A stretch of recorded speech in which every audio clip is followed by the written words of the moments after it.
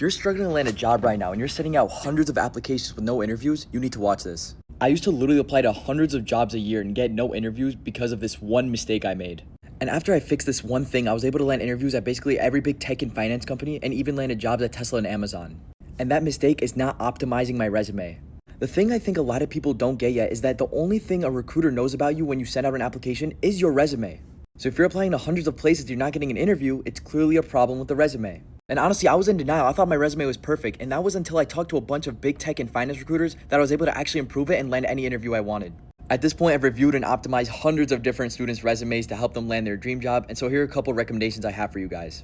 First is to make sure that the skills on your resume actually reflect what the job description is looking for. Edit your resume as closely as possible to what they're looking for in the job description. They literally tell you what they're looking for, so if your resume doesn't have those things, you're probably not going to get picked. Next, please make sure your resume is only one page and that your bullet points are concise with metrics. So what I mean by that is have 3 bullet points max for each experience you have on there, and I want you to quantify everything you did as much as you can.